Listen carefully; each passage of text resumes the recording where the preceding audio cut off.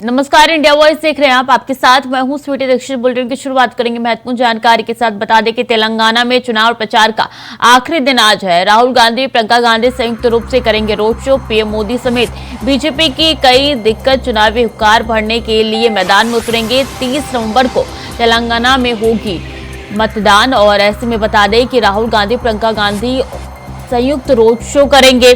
PM Modi हो या कई ऐसे नेता हो जो कि बीजेपी के स्टार प्रचारक के रूप में चुनावी हुक्कार भरने के लिए चुनावी मैदान में उतरेंगे। तो कई ऐसे दिग्गज आज तेलंगाना का दौरा करने वाले हैं। संबोधन वो अपना देंगे। प्रियंका गांधी, राहुल गांधी, पीएम मोदी और कई ऐसे नाम हैं जो कि आज चुनावी मैदान में उतरने वाले हैं, हुक्कार भरने वाले हैं। तो इससे पहले भी हमने देखा था कि किस तरह से गृह मंत्री अमित शाह, पीएम मोदी, प्रियंका गांधी, मल्लिकार्जुन खड़गे चुनावी मैदान में उतरे थे। रणभूमि में हुंकार भरी थी उन्होंने और आज एक बार फिर से तमाम दिग्गज चुनावी मैदान में उतरेंगे।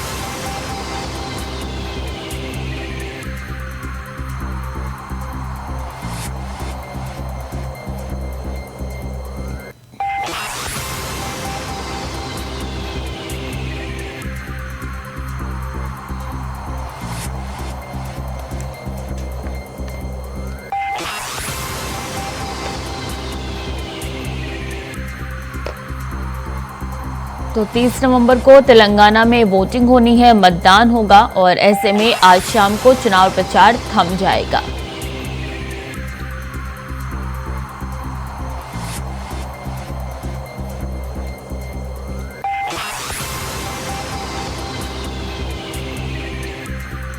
तीस नवंबर को वोटिंग होनी है और तमाम दिग्गज जो है चुनावी मैदान में उतरने के लिए तैयार हैं। आज कई ऐसी रैलियां, कई ऐसे चुनाव प्रचार होने जा रहे हैं। आज शाम को चुनावी शोर थम जाएगा और 30 तारीख को वोटिंग होने जा रही है।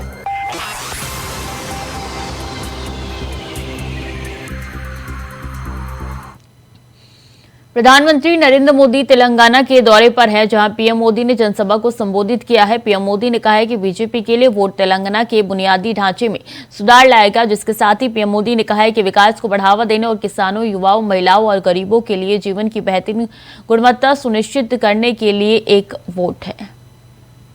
साथियों, तेलंगाना में बीआरएस की नाव डूबने वाली है और बीआरएस को भी ये एहसास हो चुका है कि 3 दिसंबर को उसका टिकट कट जाएगा। और देखिए, ये देखकर केसीआर के परिवार के लोगों ने भी, उसमें भी घर में बिखराव शुरू हो गया है।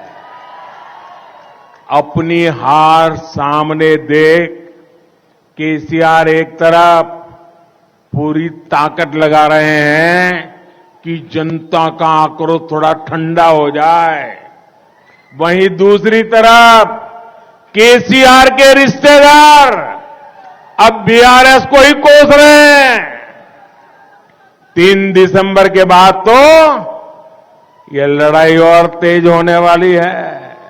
भाजपा सरकार आने के बाद जब यहां लीकर स्कैम की जांच तेज होगी, मोबाइल हो या फिर पैसे की डिलीवरी, स्थानीय स्तर पर हर तार को खंगाला जाएगा और केसीआर की भगदड़ मचनी तय है। आप याद रखिए साथियों, ये बीजेपी ही सरकार है जो बीआरएस के भ्रष्टाचार पर कार्रवाई कर सकती है। और मैं आपको वादा करता हूं, जिन्होंने लूटा है उन्हें लौटाना पड़ेगा।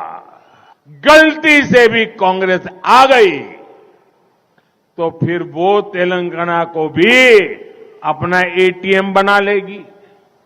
तेलंगाना के लोग ही तेलंगाना को फिर कुछ साल पीछे होने से बचा सकते हैं। तेलंगाना में कांग्रेस सरकार आना यानी गरीब कल्याण की हर योजना में लूट, मेरा तेलंगाना के लोगों से आग्रह है, और मेरी एक, बाकी कुछ ना समझो तो कोई बात नहीं, इतना समझ लेना, मेरा आपसे आग्रह है, एक बीमारी को खत्म करने के लिए दूसरी बीमारी मत लाइए। ये कांग्रेस उससे भी दूसरी बीमारी है। कांग्रेस पर कभी भरोसा मत करना। कांग्रेस का तो एजेंडा ही है, कांग्रेस आई तबाही लाई। बीजेपी तेलंगाना के विकास के लिए हम दिन रात एक कर देंगे। बीजेपी तेलंगाना का इंफ्रास्ट्रक्चर सुधारेगी, बीजेपी तेलंगाना के नौजवानों को रोजगार देगी, बीजेपी तेलंगाना के छोटे किसानों की परेशानियां दूर करेगी, बीजेपी यहां की महिलाओं का जीवन आसान बनाएगी, बीजेपी यहां बीसी समाज से मुख्यमंत्री बनाएगी, बीजेपी यहां मादी समाज को न्याय दिलाएगी। आपको पता ही है कि अगले साल होने जा रहे चुनाव में फिर एक बार देश की जनता ने मोदी की सेवाएं लेना तय कर लिया है। मुझे यहां भी बीजेपी सरकार का साथ मिलेगा तो तेलंगाना के लिए काम करने में मुझे भी बहुत मदद मिलेगी। इसलिए इस चुनाव में बीजेपी को जिताइए। यहां बीजेपी के हर उम्मीदवार को दिया आपका वोट मोदी को मजबूत बनाएगा। उत्तर प्रदेश के मुख्यमंत्री योगी आदित्यनाथ गुरु नानक देव के 554वें प्रकाश पर्व पर आयोजित कार्यक्रम में शामिल हुए और सीएम योगी ने कहा कि महान संत सिख पंथ के संस्थापक और प्रथम गुरु श्री गुरु नानक देव महाराज के पावन प्रकाश पर्व पर उन्हें कोटिश नमन करता हूं। जिसके साथ ही उन्होंने कहा है कि गुरु नानक देव जी की भक्ति और उनकी साधना राष्ट्र की समृद्धि का कारक बनेगी। सिख गुरुओं का जो त्याग है, जो बलिदान है, जो उनकी पावन भक्ति है, शक्ति है, जो साधना है, वह देश के लिए और धर्म के लिए अनुकरणीय बना रहा है। गुरु नानक देव जी का जन्म ननकाना साहिब में हुआ, लेकिन पूरा भारत उनसे अनुप्रेरित था और भारत ही नहीं, बृहत्तर भारत, उससे बाहर भी उनका प्रकाश किस रूप में फैला यह हर व्यक्ति जानता है। और आज हमारा सौभाग्य है कि करतार साहिब कॉरिडोर के निर्माण के उपरांत हम सब के सामने एक नई प्रेरणा प्रधानमंत्री मोदी जी ने प्रस्तुत की है। ननकाना साहिब में जन्म लेने के बाद उन्होंने बचपन से ही, क्योंकि एक दिव्य गुणों से उत्प्रोत थे, सामान्य गृहस्थी की बजाय उन्होंने साधना में, लोक कल्याण में, साधु सेवा में अपना जीवन समर्पित किया और उनकी साधना की परिणति थी कि एक और भक्ति के संचार का कार्यक्रम उन्होंने जो प्रारंभ किया वह सिख गुरुओं की और इस सिख पंथ की स्थापना का माध्यम भी बनता गया। आप याद करिए, भक्ति के माध्यम से भी, व्यापक जन जागरण के कार्यक्रम के माध्यम से हम राष्ट्रीय चेतना को जागरूक कर सकते हैं। पूरी निर्भीकता के साथ उस कालखंड में बाबर के अत्याचारों के खिलाफ आवाज बुलंद कर सकते हैं। या गुरु नानक देव जी ने उस कालखंड में करके दिखाया। जाति पाति के बंधनों से हम मुक्त रहें, किसी भी प्रकार की संकीर्णता से मुक्त रह करके हम कार्य कर सकें,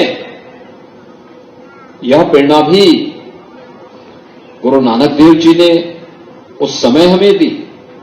हम सबके सामने मक्का की वो घटना भी सामने आती है, जब वे जाते हैं वहां के पवित्र मस्जिद में, जब वह आराम कर रहे होते हैं और वहां का मौलवी इस बारे में कहता है कि आपने पैर उधर क्यों कर रखे हैं, जहां मदीना की ओर क्यों कर रखे हैं। तो उन्होंने कहा कि भाई मुझे तो बताओ, जहां ईश्वर का अंश नहीं है मेरे पैर उधर कर दो। देखा कि जहां गुरु नानक देव जी के पैर उधर करता है उधर ही उनको मदीना दिखाई देता है। और तब उन्होंने कहा एक ही ईश्वर सर्वत्र व्याप्त है, एक ओंकार की बात उन्होंने की। गुरु नानक देव जी ने उस परंपरा को जिस मजबूती के साथ आगे बढ़ाया, वह साधना से भक्ति की प्रकाष्ठा को पार करते हुए, आगे बढ़ते हुए, व्यापक धर्म जागरण के कार्यक्रम के साथ जुड़ते हुए आने वाले समय में देश और धर्म की रक्षा करने के लिए जिस रूप में कार्यक्रम आगे बढ़े, यह गुरु तेग बहादुर जी और गुरु गोविंद सिंह जी महाराज और उनके 4 साहबजादों के बलिदान के साथ साथ हजारों सिखों के देश और धर्म के लिए बलिदान की एक कथा देश के लिए एक नई शक्ति देती है, एक नई प्रेरणा प्रदान करती है। उत्तर प्रदेश विधानसभा सत्र से पहले इस बार नए नियमों के साथ ही कई मुद्दों पर घमासान की भी तैयारी है। जहां एक तरफ नए नियमों को लेकर कोलाहल जारी कर दिया गया है, तो वहीं जातीय जनगणना के मुद्दे पर विपक्ष सरकार को घेरने के लिए भी लामबंद है।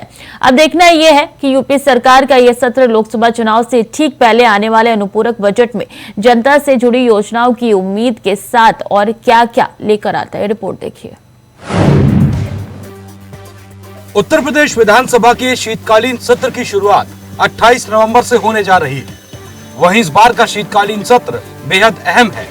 ऐसा इसलिए क्योंकि शीतकालीन सत्र अब नए नियमों के तहत संचालित किया जाएगा, जिसके तहत अब विधानसभा सदस्य अपने साथ सदन में मोबाइल फोन लेकर नहीं जा सकेंगे। विधानसभा की कार्यवाही 65 सालों बाद बनाई गई नई नियमावली के तहत संचालित होगी।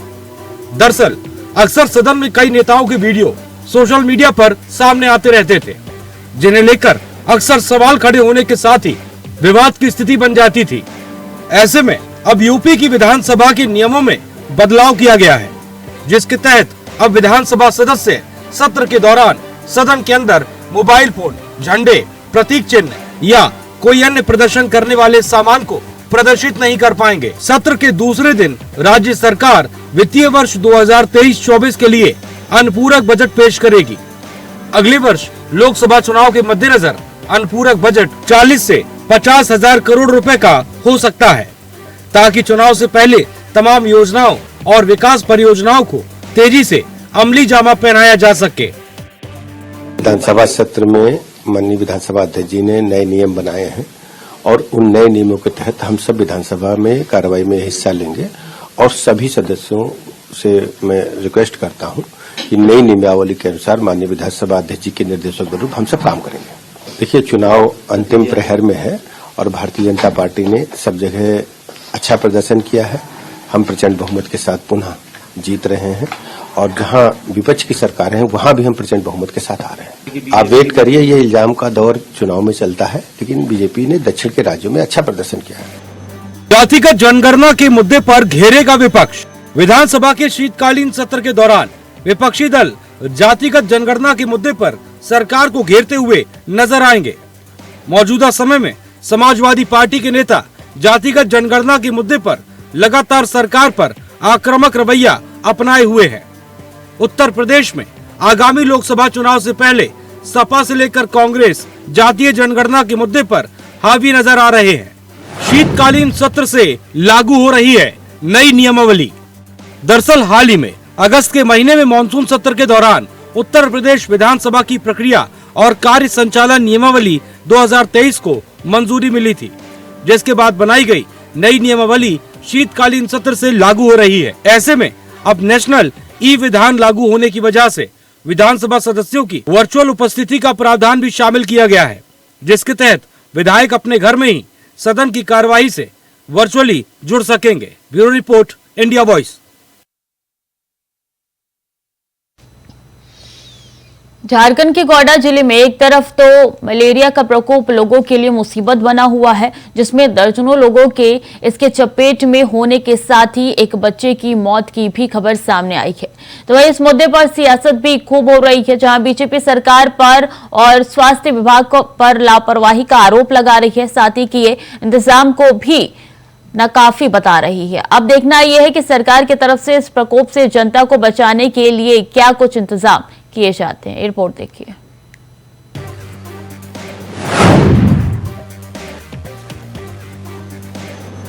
झारखंड में इन दिनों मलेरिया प्रकोप बरपा रहा है। गोंडा जिले के सुंदर पहाड़ी और लिट्टीपाड़ा में मलेरिया का प्रकोप देखने को मिल रहा है। मलेरिया के कारण करीब दर्जन भर लोग बीमार हो चुके हैं, तो वहीं एक बच्चे की मौत भी हुई है। इससे प्रदेश में सियासत उफान पर है। हालांकि इसको लेकर मेडिकल टीम गांव में कैंप लगा रही है और लोगों को सैंपल भेज रहे। जानकारी के मुताबिक बोवारी जोड़ प्रखंड के ललमटिया थाना क्षेत्र के कुसुम घाटी गाँव में पोलूस मॉल्टो के 3 वर्षीय बेटी की मलेरिया से मौत हुई है।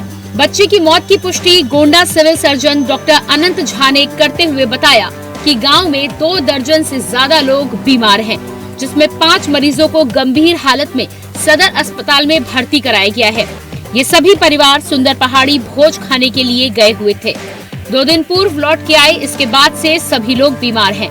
इस घटना की सूचना के बाद कुसुम घाटी और आसपास के गांव में चिकित्सकों का दल कुसुम घाटी पहुंचा हुआ है और गांव में कैंप कर रहे हैं। अब प्रदेश में ऐसा प्रकोप है तो भला विपक्षी नेता कहां शांत रहने वाले थे। लिहाजा मामले में बीजेपी नेताओं ने सरकार के खिलाफ मोर्चा खोल दिया है और सरकार पर लापरवाही का आरोप लगा रहे हैं। करके जो मलेरिया जो है पाकुड़ जिला है, साहिबगंज जिला है, गोड्डा का जो सुंदर पहाड़ी है, बोवारी जोड़ है, ये मैक्सिमम जिसको बोलते हैं प्रत्येक साल करीब करीब होता ही नहीं होता है, ऐसा नहीं। आप सब लोग हमसे अधिक परिचित है, लेकिन बेचारा क्या करेगा, या तो झाड़ फूक कराता है या मर जाता है, तो फिर यहीं नदी नाला में कहीं दफना देता है। बहुत बड़ा कोई वो रिपोर्ट नहीं बनता है। ये अफसोस है कि भाई मुख्यमंत्री यहाँ आए, उनका क्षेत्र पड़ता है सुंदर पहाड़ी, तो बरेट विधानसभा में पड़ता है, और उसके बाद भी वो नहीं गया। लिट्टीपाड़ा भी उन्हीं के क्षेत्र है, जेएमएम का ही विधायक है। तो इन क्षेत्रों में तो और बाकी भी सरकार कौन सा अपने दरवाजे कह रहा है कि सरकार आपके द्वार, तो कौन सा द्वार में उन द्वारों में जाना चाहिए ना जहां लोग पीड़ित है, जहां पर लोग अभी तकलीफ में लोग जी रहे हैं, लेकिन वहां तो गए ही नहीं, वहां देखे ही नहीं, और फिर वापस रांची चले गए। सबसे बड़ी बात है कि सरकार आपके द्वार कार्यक्रम आप अपनी ही विधानसभा बरहेट में कर रहे हो, और सुंदर पहाड़ी में आप ही के आदिवासी भाई जिन्होंने कि आपको वोट देकर इतना पावरफुल नेता बनाया, आपके पिताजी को नेता बनाया, आपके पास फुर्सत नहीं है यहाँ आने के लिए। मैंने तो अपने नेता को रिक्वेस्ट किया है, हो सकता है कि कल बाबूलाल मरांडी जी का दौरा हो इस इलाके में। भारतीय जनता पार्टी लगातार दौरा करेगी, हम प्रयास करेंगे। माननीय प्रधानमंत्री जी लगातार मॉनिटर कर रहे हैं, कल भी उनके यहाँ से लगातार, कल भी फोन आया, आज भी फोन आया, आज भी मुझे रिपोर्ट करनी है। लेकिन मैं ये देखता हूँ कि यहाँ की स्थिति जितना मैंने सोचा था उससे ज्यादा खराब है। यहाँ आने के बाद मैं आपको ये कह सकता हूँ, यदि मेरी ये लोकसभा होती और यदि मेरी विधानसभा होती तो मैं चुनाव नहीं लड़ता, क्योंकि मैं जब 2009 में चुनाव लड़ने के लिए आया था, मैंने अपने क्षेत्र के जनता को कहा था कि यदि मैं विकास नहीं कर पाऊंगा तो मैं अगली बार आपसे वोट मांगने नहीं आऊंगा। यदि ये मेरी लोकसभा होती तो मैं पार्टी को नमस्कार कर लेता और मैं कहता कि मैं एमपी बनने लायक नहीं हूं, एमएलए बनने लायक नहीं हूं। जो भी यहाँ के एमपी हैं, एमएलए हैं, वो सभी जो है उनको राजनीति से संन्यास ले लेना चाहिए। एक तरफ जहां इसको लेकर बीजेपी सरकार पर हमलावर है, तो वहीं दूसरी तरफ सत्तारूढ़ दल सरकार के बचाव में उतर आई है। जो एहतियात बरतने के लिए आपको कहा जा रहा है, उन चीजों पर आप ध्यान दें। थोड़ी जागरूकता की भी आवश्यकता है, और मैं स्वयं मुख्यमंत्री जी से बात करूंगा। उनका क्षेत्र भी है, संवेदनशील रहते हैं, गरीबों के प्रति सरकार भी संवेदनशील है। मुख्यमंत्री जी तो इस दर्द को समझते हैं। हमें लगता है कुछ जो उनकी आंखों से अब तक ओझल है, उनकी आंखों के सामने लाएंगे तो हमें लगता है कि इस समस्या का अस्थायी समाधान होगा। और मुझे विश्वास है कि कभी काल कुछ बुराई में भी अच्छाई छिपी रहती है। हमें लगता है कि यह घटना सरकार के भी आंख को खोला है, प्रशासन के भी आंखों को खोला है, और हमें लगता है इस बुराई में फिर अच्छाई देखने को आएगा और इनकी सारी समस्याओं का समाधान होगा। मैं दावे के साथ कह सकता हूँ। बहरहाल सुंदर पहाड़ी और लिट्टीपाड़ा के लोग मलेरिया की चपेट में हैं, लेकिन इस पर सियासत भी जोरों पर है। ऐसे में अब देखने वाली बात यह होगी कि आखिर इस मामले में सरकार की तरफ से क्या कुछ ठोस कदम उठाए जाते हैं। Bureau report, India voice. हाल के लिए बुलेटिन में इतना ही। खबरें लगातार जारी है, देखते रहे इंडिया वॉइस।